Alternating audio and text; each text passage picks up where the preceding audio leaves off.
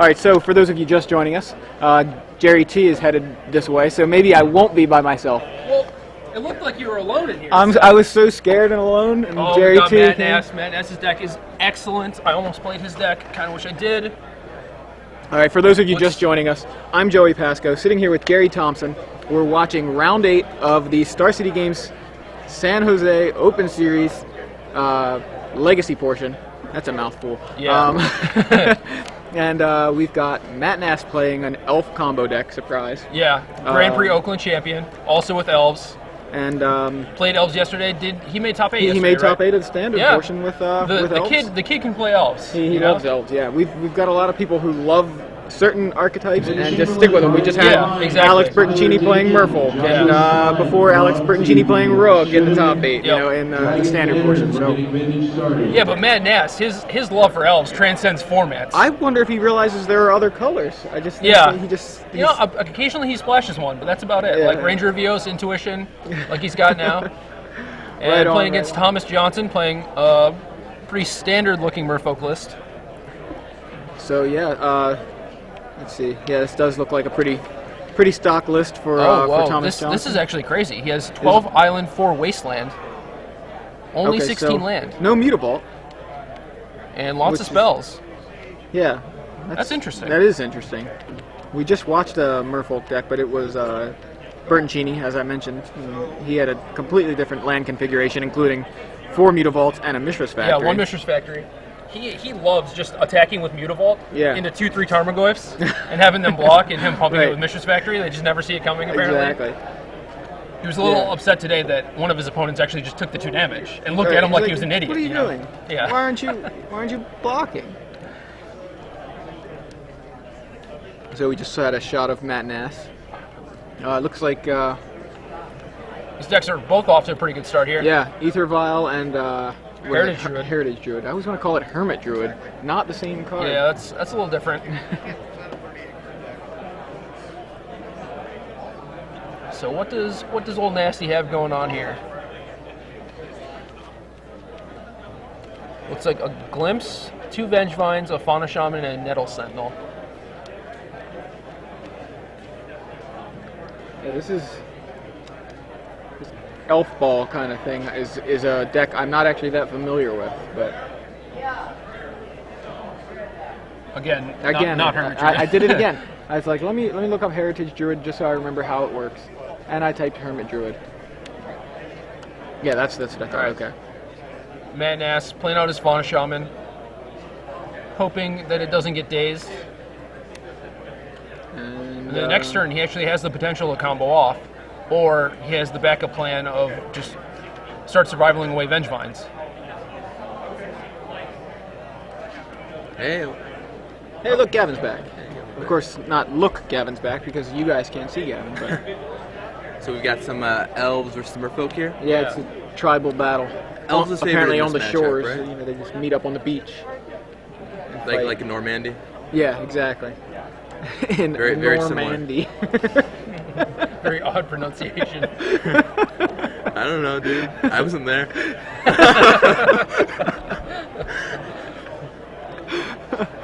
But seriously, Elves is favored in this matchup, right? Yeah, I think so. And even though both these decks are off to like a pretty good start, looks like Matt Nass definitely has the advantage. Like active Fauna Shaman is going to be difficult to beat. Jerry, we were talking to Patrick. He has a land deck. Yeah, I saw him proxying it up, actually. Okay, so if you guys want to do that, I don't know if we're going to be able to get it under the cameras, but well, I'm in top 8 now, so it's going to be kind of tough. It is going to be a little tough. So. I got some work to do still. Yeah. We'll see what happens later on. Yeah. Ben Chamberlain, please report to the Ship and Dragon signs. Also, anyone who is playing the Vintage event, please report to the Ship and Dragon side event signs so that we can get you started. Once again, I need Ben Chamberlain and all of the Vintage players.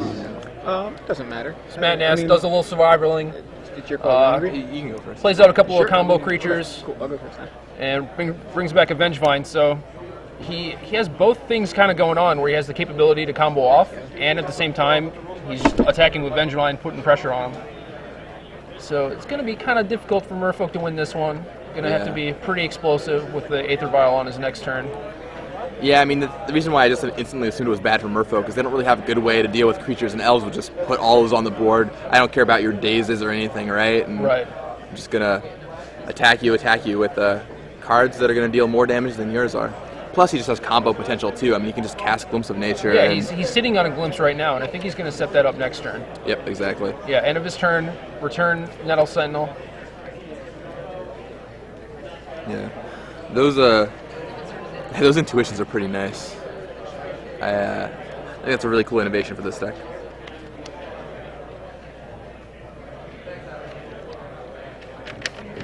Let's see.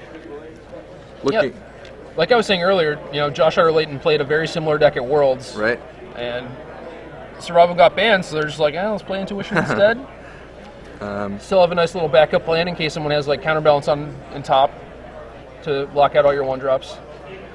And I'm looking at Thomas Johnson's list to see if there's anything like, some of them were playing blue-black for a while after Saito won the GP, to see if there was like Perish or anything like that, but nope, it's just mono-blue. He's got some Submerges in the sideboard, but that's about it, and Jite. Well, like I said earlier, the interesting thing about his list is he doesn't have Mutavault. Right. That's only 16 land. I noticed that. 4 Wasteland, 12 Island. Is that even 16, 20? I mean, I'm sure the judges counted this, but... Yeah, it's 20, 20, and then 4. Wow, I mean, that's the way you can do it, especially... I mean, I'm not saying that Thomas is a bad player by any means, but just if you think maybe you're weaker than the field, you can kind of hedge your bets and run less lands than some people and, just hope to get there. Also, if you could just draw Aether Vial all the time, you don't need your lands. But 16 lands, that's unheard of. Aren't most Merfolk decks on like 20? They're on 20, which I was talking to Jacob Van Loonen last week, and we both felt that was kind of low. Yeah. I'd probably play 22 or something. So this is, sometimes you'll see decks that are 1 land different, 2 lands different. This deck is a full 4 lands different from the average Merfolk build, so it's pretty interesting. Matt Nass still trying to do his thing. He's got Glimpse of Nature going. Yep. Making some mana. Matt is a man who knows his elves quite well. Yeah, we also covered that. Transcends formats. He's got Brainstorm too. That's pretty neat. Yeah, I was against that actually. Playing Brainstorm. Yeah, it's kind of a weird deck for it to be in, but I don't know. I mean, I like splashing Brainstorm, but I feel like this deck, you want the blue for intuition. You don't have a chance to really brainstorm and then play something else, right. And you use all your mana on the early turns. Yeah, exactly. I mean, you want to be able to tap out for your threats so early that by the time you're brainstorming, you're just going to be, drawing 3, putting 2 guys back, and you're like, okay, well, I'm up a card, but I know my next 2 cards are. It's not that impressive. Yeah, I mean, if brainstorm costs green, I'd be all over it, of course, but exactly. The fact that it costs blue and like you're basically splashing it, it's kind of difficult. I mean, Matt Nass has plenty of sources for it, but yeah, he has a lot of traps and stuff, and he also kind of fixed that problem by running Arbor Elf instead of Llanowar Elf. Right. Which could end up screwing him if he gets wastelanded or if he only has Cradle or something, after that happens, but... Yeah. I mean, I remember back in Extended, every time I drew my Arbor Elf with my Pendelhaven, I was like, ugh. Yeah. It's Pendelhaven, so... Yeah, I would have played a Pendelhaven too, had I played this deck. Yeah, Pendelhaven is sweet. It is sweet. Like, every time... I don't know about in Legacy, but in Extended, every time my opponent was playing Fairies, I'd be like, alright, attack for 2. Yep, time to battle. It's time to brawl. You can't block Mutavault, Spellstutter, Sprite, anything. And it's kind of the same thing with this Merfolk deck. He's got Silvergill Adept and just block that thing all day. Exactly. I mean, I remember at one point people were even running 2 Pendelhavens, so... Yeah. Board state starting to get pretty large for Matt Nass's side. Yeah, kind of out of control. He still has all this Vengevine stuff going on, but he's still just like, combo him out, just so much gas. Yeah. Thomas does not look happy. He's just kind of sitting there, yup. You know that face? Yep. It's the, all right, they're going off sure face. Sure, like, yep. I have no kill interaction. Me, please. Yeah, exactly. Play a new game. Especially versus elves, like... Yeah, they do so much stuff, Yep, and it all just leads to one result. And when you're playing against someone like Matt, he knows what he's doing, but he's not going to play fast. He's going to, make sure he's not doing anything sloppy. Yeah, he's very meticulous. Yeah. He does not want to screw up his combo. Exactly. But I mean, that's part of what makes him, like, probably one of the best elf players, Like, he does really well with these decks when they're capable of doing well. Like, we saw him in top 8 yesterday with, not a combo elf deck, but still pretty much the same type of thing. Another elf deck. Yeah, I mean, Matt and his elves, it's just crazy. If he wasn't typecast already at this point as the elves guy, he would be by now, for sure, like after this weekend. It's true. I mean, wins this match, you top 8 both with elves. That's kind of crazy. Did you see the elf deck that was played? Oh, you were playing against it. I played against them, yeah. Sylvan Messenger. Yeah, Natural Sylvan Order. Messenger, Wolf Skull Shaman. Some crazy stuff going on there. Certainly provided some, I don't know, kind of vindication for kitchen table players everywhere. Yeah. So you kind of look at what's going on here, where he's comboing off, but he ends up with a bunch of brainstorms in his hand that he can't actually cast. You know, he's got a bunch of green mana, but he's not playing a Birch Lore Ranger, right? No Birch Lores. No Birch Lores. Of course, in this particular situation, it's not going to matter, right? He's going to be like, well, whatever, you know, jam my hand into play, you can't beat it. But against like a combo deck or something, that extra turn could be huge. Yeah, exactly. If he fizzles, then they just get to like ad nauseum or something after that. And joining us is Brian Kibler. Hello. How's the draft open going, sir? I unfortunately managed only a 2-1 finish. I was defeated by double Untamed Might out of an Infect deck. Oh. Can you still top 8 or no? I mean, I don't really know how it works out. I imagine not. There were 7 pods, so Okay. it seems like it's basically the people who go 3-0. Yep. And there's also some wonkiness with people who get buys in certain pods. There's also, you know, who knows if people in certain pods will concede, and like if people draw. It seems unlikely. So, and I also imagine my tiebreakers aren't great. Anyway, I lost in the second round rather than the third round. Okay, sure. So yeah, Brian, and for those just joining us, we're seeing Matt Nass go off with his elf combo deck against Thomas Johnson with Merfolk, and it's not so pretty for Merfolk. This seems like a pretty atrocious Wait, matchup. Matt Nass is playing elves? Yeah, it's strange, right? That's really weird. Think you got cop 8 2 days in a row with elves? I mean, it's the deck that he loves. I mean, every single format that it's possible, he attempts to build elves. So true. I mean, it's a powerful deck. A lot of people just you know, they know how it works, but they don't really know like ins and outs. The thing about elves too is you can just go beat down a lot of the time. You don't even have to combo them out. And with the addition of Vengevine, you can be like, all right, Vengevine attack for 4. And Yeah, you eventually just sort of kill people. yeah, exactly. Matt Nass just refusing to stop. Relentless. He's just like, I can still do stuff, so I might as well. Yeah, well, let's just show him more cards. Not like he doesn't know what they are anyway, right? Although he's got all these brainstorms going up his hand. I'm really feel like Is Brainstorm in his deck? yeah, I know. Is he casting another Glimpse? Yeah, he just keeps going. He's like the Energizer Bunny over there. Hope he doesn't deck himself. Yeah.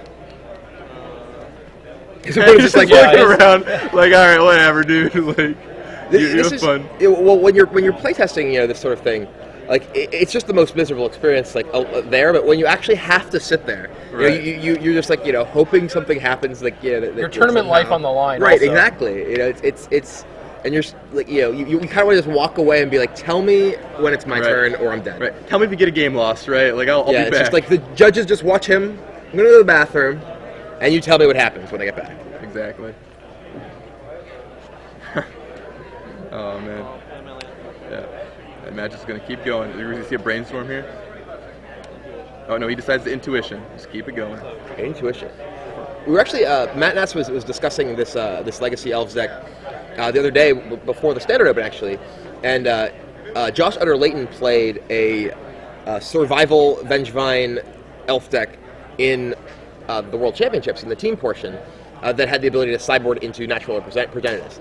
And with Survival Band, they decided to swap things so that they'd have Intuition for Vengevines. Yep. So it also allows you to, you know, grab combo pieces and you know, I mean, just look at the situation. Yeah, He's just exactly. like, oh, just go get some Vengevines. I'll just toss them in my graveyard. Who needs those?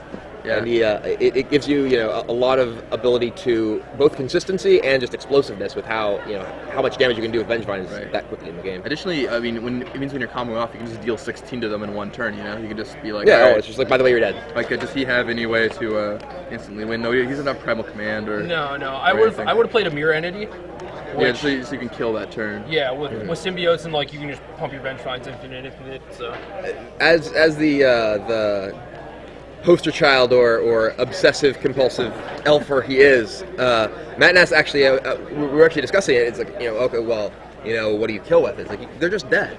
You know, it's like doesn't really matter what they do. You have all these things that he's just like, You know, I hate it All when right. people play kill cards in their elf decks because you don't need one. Like, you know, You kind of do. he's like, every time you see a grape shot in elf deck, he's like, it makes me sort of die in the low. What if you're playing it's like ad nauseum tendrils or something? I mean, it's definitely true. There certainly are situations. I'm just quoting Matt. Yeah, you know. sure. I mean, we pass back to Thomas here. I think he's doing stuff, but it's really not going to matter. So I'm just going to talk over him. I mean, seriously. Yeah. Look at the board position. In Extended, I felt like there were games where you just have to primal command them, and I don't think it's that much different in a Legacy where you just have to have a way to win, because there are decks that might have, what if they just wrath you, right? Like, you know, yeah, you have your Vengevines, you have your hand stock, but things can happen. What if Ad Nauseam goes off? And it doesn't look like he has a sideboard thing to do either. You can go find Progenitus, but that's not even good enough. So. Did they figure out who it was with the clues? Not yet. We still have 3 more left. Dun dun dun. Dun dun dun. Would Joey Rogers, Anthony Rogers, Chris Taylor, and Jarrett Wright please come Do we have a to 6th the clue somewhere? Yeah, it's right there. There's in sealed Oh, envelopes. okay. Yeah, we can actually open this one right now because yeah, I mean look at the screen in front of you. Chris Taylor and Jarrett Wright, please come up. But that's what you read until the top 8. So. It says 6 p.m. Oh, is it either or? Yeah, the turn's running a little behind, so because the article goes live at 9, right? So Okay, that's true. Yeah. if we don't beat the article, it's kind of silly for us to sit. Is and it talk actually about 8 o'clock? it. No, this is 2 hours ahead. It's 6 Oh, o'clock. okay. I was like, wow. Yeah. All right, clue number 6. Ta-da! He has only won a single PTQ. You must suck. I don't know. He's only ever won a single PTQ. I have no Yeah, idea. I know, and I have known, so it's not really fair. All right, well, I mean, let's- even, all right. even think Yeah, that's fair. Yeah, I have no idea. Put it in your deck box. Kibler was one of the clues too. Look at that. All of them. All of them. Near the cover station and the scorekeeper station. Where our deck check teams will verify man. your deck before the top 8. This is something that we do at the start of the game. And, it is required. man, this is So rough. Please bring your sorting deck on over. I don't think rough is really the word. What word would you I use believe Thomas that is actually appropriate for tried this to indicate show? that Matt had actually not attacked with his Vengevines when he sort of turned the bunch of creatures I mean, sideways. seriously. Yeah, it's like seriously. he's clearly attacking. All right, why is this still going on? Yeah. I mean, nothing against Can Thomas, he of course. actually live? No, he's at 7. Like, isn't there an Oh, okay. Archdruid or something in play? No. No, okay. Does his deck have Archdruid? He has 1. Oh, okay. So Matt Nass takes the first game, and we will be going to No Archdruids. no Archdruids. Is it? Zero They don't need copies. power. Let me see. I don't see any. Oh, it's a visionary. Yeah. Okay, yeah. You got some vision power. So for this match, Thomas sideboard wise doesn't. So- he has Submerge and Jit. How many lands do you think you play in a Merfolk deck, Kibler? More than that. I wish you guys could see What in the Kibler's face world? right now. I've never seen his eyes go that wide before. Does he? Yeah. No, we want to put this on Twitter right away, so take a picture. I mean, this is okay. I'll try and do the same reaction. Okay. All right. He doesn't even have Mutavault. Yeah. Like, who needs Mutavault? Well, you can't really cut islands, and if you're going to fit that many spells, What? This is 60 cards? yeah. Yeah, that's the first thing I asked too. Wow. 16 lands. I mean, what we were saying is maybe, I mean, if you feel like you're not the strongest player, what you can do is you can play less lands and be like, well, I have Demise and hope to hit Aether Vial. But even then, like, Mutavault is still kind of like a spell. yeah, but I don't know, like cutting 1 land or 2 lands is one thing, but cutting a full 4 lands from a Merfolk That's deck. so unbelievable. Although to be fair, Mutavault's not exactly casting a ton of your cards, so I don't I know. mean, I how often it's gonna suppose be good. that's true, but I mean, it only casts. do you intend to ever level Coral Helm Commander? Yeah. I suppose Like that's a Marrow Regery will only ever be vialed into play. Same with Sovereign. Yeah, Merfolk Sovereigns. See, I think you could probably play with less Sovereigns and run some islands. So. Like, say all of them. I mean, my initial inclination looking at this deck is that it should be -4 Sovereign +4 Mutavault. But then again, I'm not really a Legacy professional. yeah, I don't know. True, you did only go 2 and 2 today. It's true. if I were better, I would be able to beat turn 0 Leyline, turn 2 Blood Moon. Yeah. After turn 2 Show and Tell Emrakul in game. Got turn 2 both games. My bad.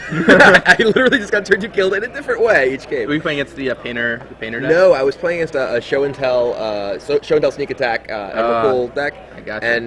And yeah, in the first game, he just turn 2'd me. And the second game, my hand looked so good. I had double Thoughtseize, Hymn to Torak, a Diabolic Edict, and a Knight of the Reliquary and a Bomb or whatever. And I just no, I didn't have Bomb, but I just never got to cast a spell. The best is when he tapped 3 mana, and you're like, yes, he's going to show and tell. Yeah, I was just thinking he's going to show and tell, put Knight, get Caracas, get him. Yeah. But no, he's like, Blood Moon. Dead. So I was literally drawing to the basic planes in my deck. Mox Diamond. Right? And Mox Diamond. But it's a better story if I say that I'm drawing to basic planes. All right, on to game 2. Thomas has another turn on Aether Vial. And a land. Which is, yeah, the land is lucky, the Aether Vial is also lucky, because he probably needs that to cast his spells. Gavin, you good? Yeah, sure. Yeah, sure. All right, so I'm going to swap out here for Joey. He said his sandwich was too big for him, so I'm going to go... He's not mad enough. Yeah. The biggest sub I've ever seen. No jury. I swear it weighed like 7 pounds. It's really hard for me not to make inappropriate jokes on camera. It's all right now, good. but, Yeah. So in an awkward position. so Thomas has the Aether Vial into Standstill, which is a powerful opening from the Merfolk deck. Can actually cast a spell, so use Aether Vial. Yeah. This is one of the best openings you could have. Yeah. I mean, that's basically exactly what you want. Yeah, for sure. I think Aether Vial can beat Arbor Elf the majority of the time. I totally forgot my phone was over here. I haven't had separation anxiety. Maybe I'm weaning myself off of it. You just need I doubt magic it. to distract you.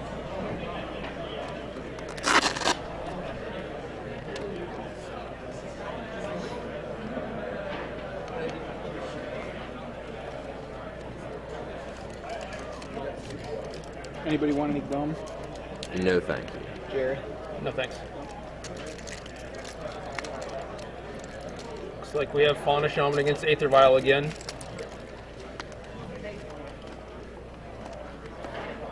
Wasteland to take out that Cradle, that's going to help a lot.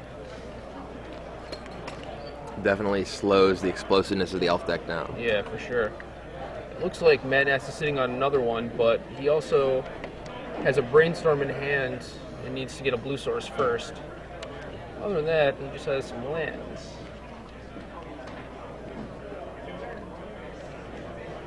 Well, Thomas has a relic too to stop the Vengevines.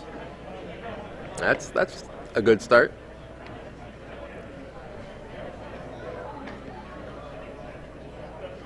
I mean, this is an interesting matchup. Just trying to figure out who is the aggressor in different positions, because the Merfolk deck traditionally is the beatdown deck. It's traditionally the deck that is trying to put pressure on and be disruptive and just get damage in.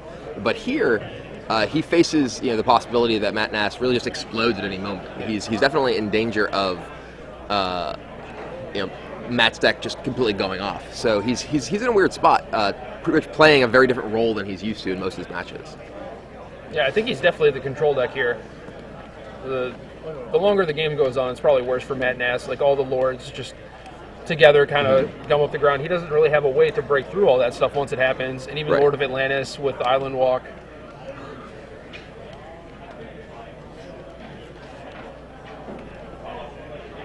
So Matt Nass going for a Brainstorm.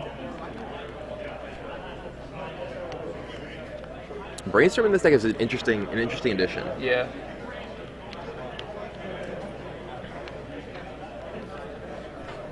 It was actually kind of difficult because you want to cast Intuition and you don't necessarily want to force yourself to play the blue land as opposed to a Cradle or something like what just happened in the situation where he got his Cradle wasted and he would like to play another Cradle, but he doesn't have a blue source.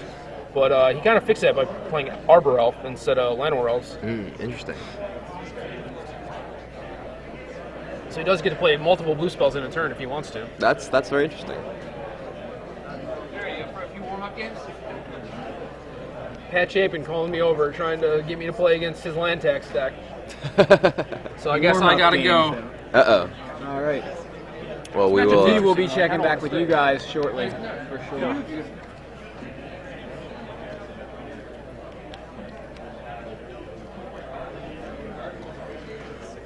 There you go, let's see I'm just seeing the picture on my on the Twitter feed. My expression looking at the 16 land deck. Right, I caught that at the perfect moment, like right when you looked at it. Right? Very candid, that picture. Absolutely. Yeah, I don't know if you said 16 land, but I just added it in there for effect. Fair, fair. So Thomas Johnson is assembling his army of merfolk over there. Vial is doing work. See a Merfolk Sovereign over there. Looks like he's mana flooded. He has 3 islands. Yes, 3 islands. He's got, wow, a fifth of his land. And there's another lord. This is a lot of damage very Wow, quickly. yeah, it is. He's got almost a fifth of his mana base. Although this does put him in something of an awkward spot. With because he tapped all of his mana, he actually isn't able to use that Relic of Progenitus. Relic, the choice between Relic and other graveyard hate cards like say Nihil Spellbomb or Tormod's Crypt. Obviously, Thomas's deck would use Tormod's Crypt rather than Nihil Spellbomb. Right. But the mana that's required to activate it is actually a big deal sometimes. And while Matt's deck isn't the traditional dredge deck where that comes up the most, where you really need to get them as fast as possible. It could come into play here if Matt is able to get some Vengevines into play very quickly. Absolutely.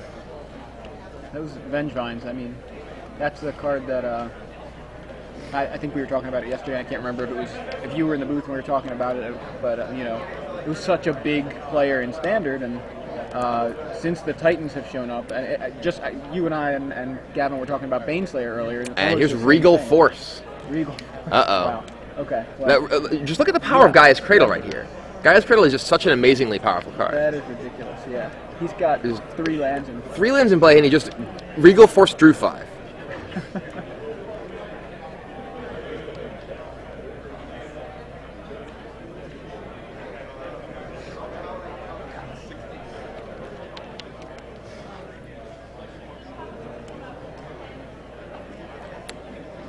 So this is actually sort of interesting because that island could potentially be a liability. The tropical island could potentially be a liability for Matt Nass. Right. Thomas Johnson's deck has Lord of Atlantis, as pretty much all Legacy Merfolk decks do, Right. and we've seen many an unfortunate soul die to the fact that they insisted on playing blue in their deck. yeah. And Matt Nass, a more traditional Elves deck. Oh, and there's the Quirion Ranger to protect him. Wow. Quirion Ranger is a card that has been largely overlooked for a great deal of at least what I've seen in Extended. We saw the power of Quirion Ranger not long ago in the survival decks that use Fauna Shaman, Right. And just how much it can accelerate your mana with mana creatures and things like that. And I mean it has a lot of strange applications too, saving your land from wasteland, and here stopping Island Walk if it comes up. Exactly. Yeah. He's just got that extra safety valve kind of.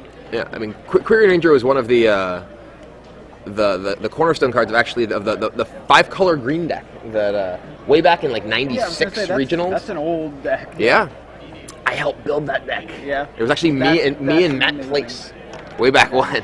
I was actually myself and Matt Place's brother Dan Burdick were the only people like in the country who played the deck and did not qualify. Wow. We given the deck to a bunch of people, and they all got everyone, like multiple people, won their regional championships. And 2 of us, who were 2 of the central people building working on the deck, we played against everyone who had Contagion and Pyrokinesis and just blew up all our stuff. So. Wow. But Quirion Ranger, in that deck, was very good at helping you get out from under Winter Orb, from accelerating your mana, letting you cast fast Morrows or things like that. So. What's that? Oh, great. So we have word that VD, who we just had in the booth, has clinched top 8. So we will potentially, we have at least one version of Adam Prosak's countertop list in the top 8. And if VD wins, both winners of the Open Series championships this weekend are former Versus System Pro Circuit champions. That's a good point. Yeah. I didn't win, No. but I could have added that too. Yeah. It's true. Yeah, I love the Versus System. That was a fun game. He's so mana flooded. He has 4 islands. 25% of his mana base. I get 17.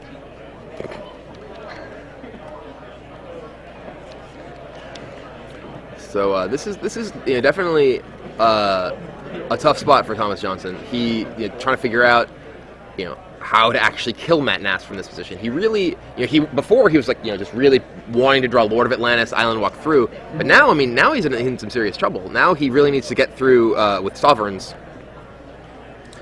Yep, that guy's unblockable. Getcha. So he does have a clock, and it's a pretty fast clock. He's enough lords that's doing a reasonable amount of damage. Yeah, I can't really see exactly. It's 1, 2. It's two lords. Right now. And there's another relic, which is pretty unimpressive right now. Matt's deck it may sometimes be a Vengevine deck, but it also sometimes is just a throw a million elves on the table deck. But that said, with those relics in play, Thomas has reasonable protection against Matt's Vengevine plan. Mm-hmm. So Matt needs to actually break through and kill him. And as we were mentioning before, Matt's deck doesn't really have a kill card. He just has to throw a bunch of stuff in play and try and win. Right, just overwhelming force, right? So at his low life total and the fact that Thomas is at 20 and can stop his Vengevine plan, it could be an issue for him to. Oh, there seems to be some sort of question. The floor judge just is asking about something.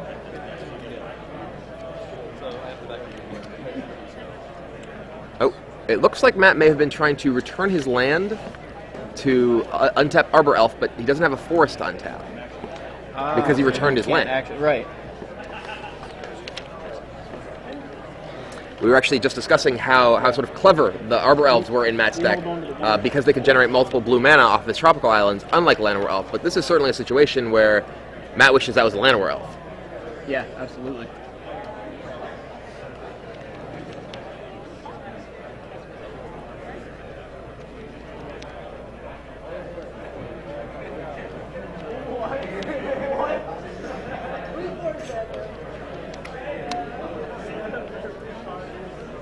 So Matt's down to 7, and with those 2 lords in play, he's actually dead next turn with the 2 sovereigns in play. There's 2 unblockable creatures that'll be coming through. So Thomas actually may have this pretty well sealed up. Let's look at Matt's. I don't know what he might have cybered in. Yeah, I don't see. He doesn't have anything like Primal Command. He doesn't have. He has Progenitus, but he's not going on that plan again in this matchup. He doesn't have like a Jit or anything to really, just to try and win by brawling. Right. Just brute force. So. And it looks like why would Symbiote return something? Is that a? That screen's a little higher resolution. It's a little easier to see it, but I see a Findhorn Elf. He's getting a Vengevine. So yeah, I don't know what he discarded though. It looks like he discarded an Arbor Elf. Okay. I believe he returned the Arbor Elf, and then discarded the Arbor Elf. Right. Okay, that makes sense. So I'm trying to figure out what Matt Nass's plan from this position is. I mean, he can't win this turn. Right. I don't know what his deck is actually unable to win this turn. And his opponent is threatening lethal with unblockable next turn. I actually think Matt Nass is in a position where he does not have outs.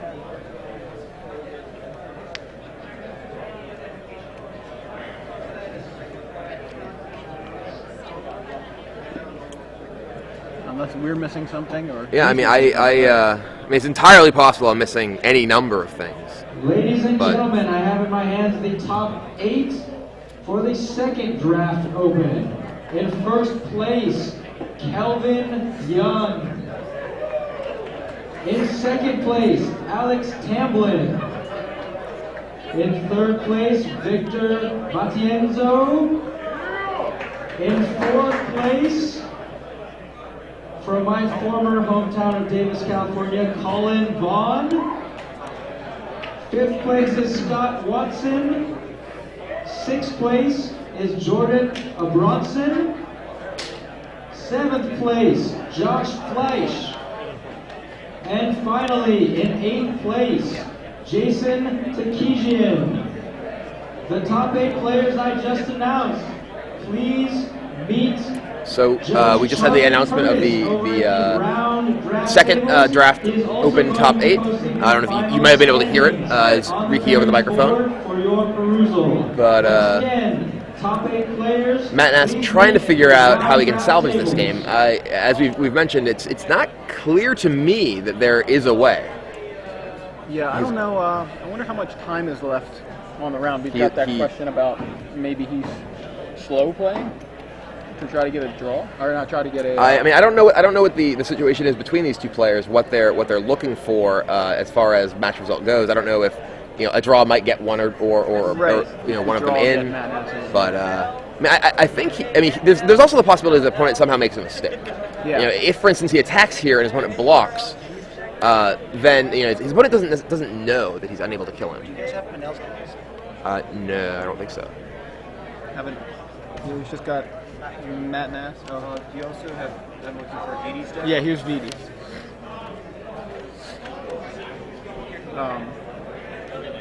But yeah, I mean, as far as I'm seeing it, we have 2 Merfolk Sovereigns that are going to make the Silver Girl Adept and the Curse Catcher unblockable, and both of those are getting +2/+2, so that's 7 power, exactly Matt Nass's life total. So it looks to me like it's just going to take, Matt to pass the turn and Thomas is right. But as we were talking about a little bit earlier, there are definitely positions where a player they can't win if their opponent plays correctly, but they can gain some sort of advantage, some sort of percentage by trying to play to allow their opponent to make a mistake. Right. Here, Thomas can't know that Matt's deck is incapable of actually winning from this position, and the if Matt, for instance, attacks and Thomas blocks, then he actually no longer has lethal next turn. Yeah. So it's definitely a weird spot.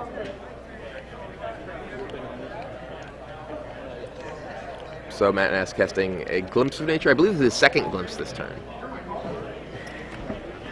Yeah. Although actually, Matt can theoretically generate tons of mana and actually just cast Vengevine. He may not be able to threaten the kill with the relic Vengevine.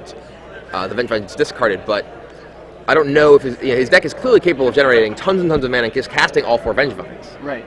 So if he casts all 4 Vengevines and sends most of his team, Thomas is actually committed to block.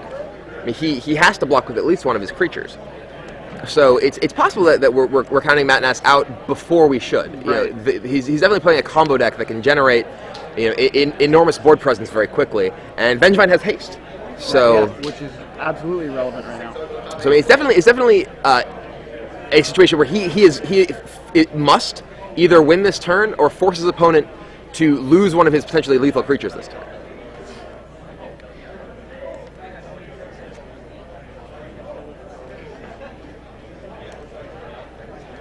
So it looked like a Kyrian Ranger, return the forest, untap the Fauna Shaman. It looks that way. Fauna Shaman. So he's discarding a Vengevine. Searching for probably another game here. I mean, if that's the kind of play he wants to go for. What happens if he forces his opponent to use this relic? Well, that's actually somewhat interesting because Vengevine is when you play your second creature in a turn. So he actually can't activate. He can't activate Vengevine multiple times. He can't force him to relic and then force him to relic again by the second time. Right. Exactly. So it's definitely a pretty weird spot because he might be trying to force his opponent off of the to use that, but I'm not sure if that'll work.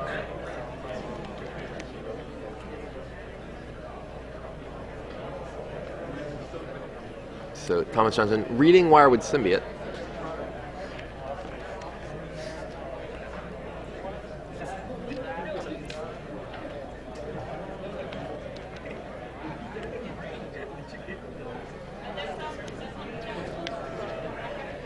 So I don't know what the time situation is in this match. Yeah. But most of the rest of the room looks like they are probably finished out. Let me see. They're getting close to finishing.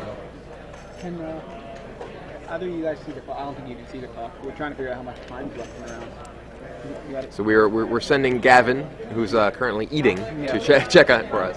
So there's 10 minutes left. So I mean, both of these decks are capable of winning very quickly. So if this game does not end or ends relatively quickly, they can very easily finish a game 2. Yeah. Or game 3 rather. Looks like Thomas Johnson has the same idea, trying to figure out what the time situation is.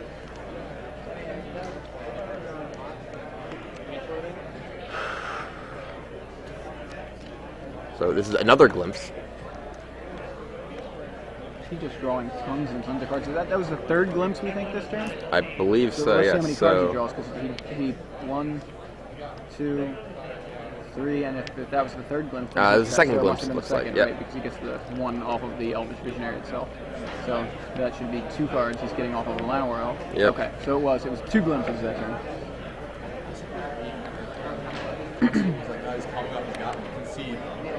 Yeah. So he's tapping elves to generate mana, play more elves, draw more cards. I don't really know what the mana situation is. It's hard to follow. It really is, yeah. Yeah, he's even having trouble following, as you can see, counting up his elves. So what he needs to threaten 19 damage this turn. So if he was able to send 3 generate enough mana to cast 3 Vengevines and send 3 Vengevines, And Regal Force, and say 2 other creatures, right? and then his opponent is forced to block something. Regal Force is a 5/5. Yeah, So I like that. Be able to read, because some of these cards, like, I just haven't seen them until. I mean, there's definitely it's definitely much harder to watch Legacy and follow what's going on than it is standard formats where we're much more familiar with the cards that the players are using. Right.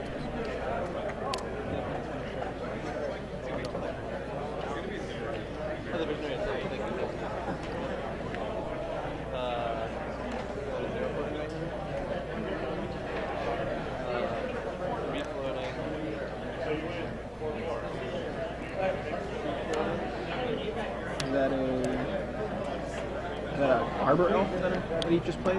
Looks that way. So.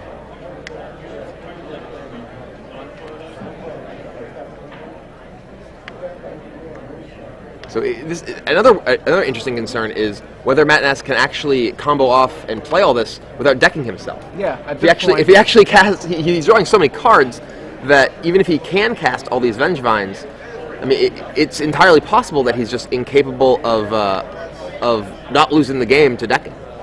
Yeah. It's looks like he's got an intuition. So he just cast a Vengevine. He cast a Vengevine. I don't know what his mana situation is, or his deck situation. It's definitely getting fairly slim. He must have cast a third glimpse because he just drew 3 cards. Yep, it looks like, and he's going to check. He's got to check his decking, his library situation.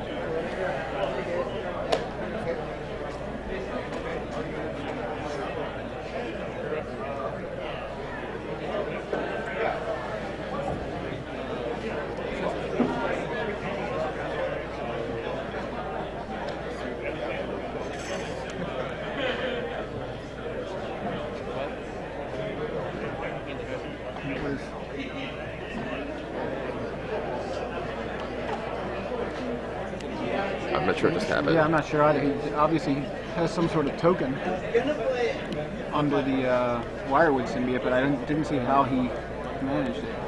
He's got 2 Vengevines on board now. Drawing another 3 cards. I'm not really sure what these counters are on any of the things are. Yeah, I'm not seeing a card that's generating counters or tokens. A 3rd Vengevine. Well, that's he looks like very, very few cards in his deck. So now those 3 Vengevines and Regal Force threaten 17 damage, right? Mm-hmm. So if there are sufficient additional damage to force his opponent to... Oh, those... What are those counters from? Oh, an Aether Vial. This could be... Aether Vialing a Sovereign's play. Oh, and that's the game. So, wow. After all that, after that Nass, I tried so hard. I tried so hard. All right, so they're going to game 3. I believe there's approximately 7 or 8 minutes left, I'd guess. We're getting confirmation on that. There are 5 minutes left. So both of these decks are very capable of winning very quickly. So we're definitely going to see some quick magic right here. Please report to the draft area for the top So while both decks are well, the elf deck can be very complicated to play. As we saw, the Matt Nass's turn right just there took probably almost 10 minutes. Yeah, he was obviously moving. Yeah, and he wasn't just sitting there. He was actually actively making plays and making decisions that entire time. He certainly wasn't just running time off the clock. He was attempting to win the game. Absolutely. And it was it's a deck that requires lots of individual actions that you have to do in a sequence. Interestingly, that's the sort of thing that in extra turns can Thomas's deck, for instance. His deck requires a certain number of attack phases to actually win. Right. Matt Nass can win in 1. Right. So if they're in extra time, I actually think the extra turns favors Matt Nass because he is potentially able to win in a single explosive turn. Right. I mean, and you saw right there, he had Thomas Johnson on 19 life and looks like they have their opening hands. Matt Nass's hand looks pretty bad. Yeah, he's sending it back. It looked like it had a pair of Wirewood Symbiotes, Gaia's Cradle, and 2 Vengevines. That's not going to get it done. Really? Yeah. Yeah, I mean, it looked to me like Matt Nass figured out, or at least had the same idea as we did, where he needs to threaten the I think he figured it out faster than we did. Yeah. You were like, oh, he's dead. And then, oh, wait, no. He's like, if I can get 3 Vengevines and, or if he can make his opponent be maybe 19 damage. But it took him a while to be able to threaten that 19 damage, and when it finally happened, he just had to think, all right, I hope Thomas does not have a creature that he can vial out, and he did, and he was like, oh, well, you do. All right, that's game, yeah. Yeah. It happened to be another Lord, which was just oh right, it was overkill. Right? Yeah, so the third Lord definitely was the nail in the coffin. We're having somebody say on Twitter that the counters may have been there to indicate which Kyrian Rangers and that makes a lot of sense. Just as markers, but we're so used to seeing counters on creatures, thinking, is that a power boost? All right, Matt Nass opens with Arbor Elf. Likely going for a basic forest, so he's not vulnerable to Wasteland. Yeah. Interestingly, Matt Nass's deck, 1 basic forest. Wow. His deck actually has he has 9 fetch lands, 1 basic forest, 4 tropical islands. And 4 guys. Which is a very interesting mana base. I mean, Legacy is a place where you find mana bases that are built for all sorts of strange reasons. You have a lot of mana bases that you want to have high resilience to wastelands. You have lots of basics. Right. Here, Matt Nass, he wants to be able to. He knows his deck's sort of flashpoint of mana is actually very low, so he just needs the 1 basic so he doesn't get wastelanded right away. And so it looked like Johnson Force of Willed the Arbor Elf.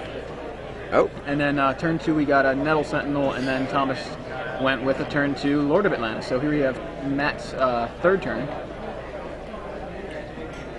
Swinging him with the Nettle Sentinel, saying, you want to trade? Not at all. What do I look like, a merchant to you? I'm not in the trading business. It's a Searching for Bobby Fischer quote, if anyone doesn't know. I don't know what that's from. What? Have you seen Searching for Bobby Fischer? I watched it on your recommendation from your article. I know I need to watch it. Searching for Bobby Fischer is perhaps the greatest movie ever made. Yeah. If you're a gamer, it is perhaps the greatest movie ever. So if anyone watching right now has not seen Searching for Bobby Fischer, you're a failure. Do it right now. Is it live streaming on Netflix? No, I had to get it no, off I don't the think DVD. so. I actually, yeah. I have it on my iPod. If you'd like to watch it on my iPod, That's awesome. I actually will go to the gym and watch Searching for Bobby Fischer while I work out. It's funny, when I go to the gym, I watch Magic. I put Magic matches on my iPod and watch those old Pro Tour coverage and things, and GG's live stuff, and just watch that at the gym. But yeah, I can see. Searching for Bobby Fischer is a movie that I had heard of plenty, but when you mentioned it in your article after Worlds, I thought, all right, I need to see this, and Do you know what that guy's I think I got it from Netflix. a kid who's in research? Josh Waitzkin? Yeah, like he quit chess to study MMA, Muay Thai. Really? Yeah, he's a Muay Thai The fighter. kid from Searching for Bobby Fischer is a Muay Thai fighter. He does I wish it was like the actor, because that kid is like the like most unassuming little kid, like Right. big bright eyes. I think you guys have asked us that already, but we don't have. The only ones we have is Matt Nass and Thomas All right, Johnson. so we just had time called. 5 additional turns. Once again, that is time in the round. So They're looking for something. Ian Bartel, I think. There's a name I don't recognize. so time has been called. Matt Nass taking 6 Island Walk, very important, No, this is what we have. down to 10 life. I don't think I ever saw it either. I don't recognize the name at all. I mean, I don't recognize it as a name that we've had the deck list for. That's what I mean. So Matt Nass, Glimpse of Nature, breaking the standstill. So I believe Thomas Johnson has actually already used 2 Force of Wills. I believe he Force of Will the first 2 creatures that Matt Nass played. So if he's another Force of Will here, that would be rather fortunate. He forced an Arbor Elf, but then the Nettle Sentinel. Well, I believe he resolved. actually Force of Will another creature as well. Okay, he may have used a double force for Yeah. sure, but I know he at least resolved the Nettle Sentinel first. I do think that that Matt tried to resolve another Arbor Elf actually, and Thomas may have forced willed that one. Yeah, I don't see it looks like Thomas was just trying to keep Matt's creature head down for the cradle and close it out as quickly as possible. Yeah. So Matt Nass down to 8 life. So he has already glimpsed once this turn, and it looks like there's another glimpse of nature in the his brainstorm there. Bring it over to Andy. But yeah, those Lord of Atlantis are both Island Walk, both 3/3, and there is there are islands on the other side. And we are, I believe, in turn 1. I believe time was called on Thomas Johnson's turn. Yeah, I think so.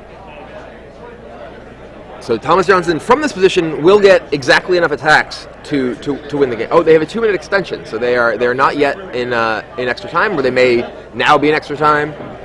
Hard to keep track when we don't know. Yeah.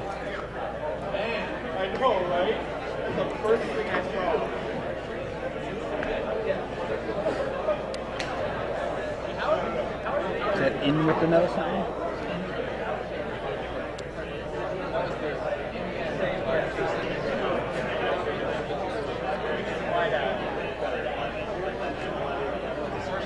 So Nettle Sentinel, I believe he has a green floating. He untaps his Nettle Sentinel, or is he just forgetting to untap? Yeah, I'm Nettle wondering Sentinel? about that too, because he just. Well, he resolved the trigger.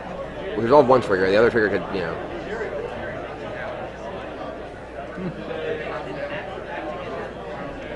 Maybe a misplay? I don't know. I mean, it's unlikely to be relevant. But. Right, because he. So Matt Nass going down to 7 life. So a Lord on Thomas Johnson's side is actually lethal in the following turn if Matt Nass cannot continue to go off. Which we've seen him pretty much go off last game, except it wasn't enough. So it's definitely sort of interesting. Jerry, when Jerry was here, we were discussing Matt Nass's reluctance to play cards that are just kill conditions in his elf deck, and here it seems like it's something that could be very, very relevant in game 2. If he'd had some way to combo kill his opponent, he would have won the game. Yeah. And it looks like Right. now they're in turn. I don't believe they're in any danger of running out of time. Looks like Matt Nass is just dead. So there it is. The Lords of Atlantis take down the game quite quickly with Island Walk. Thomas Johnson very calmly plays a 3rd Lord. Yeah, he has so many Lords in his deck and so few land. Yeah, that's. He actually has as many Lords as land. He has 16 Lords, 16 land. That's nuts. He found the balance. If he You need as many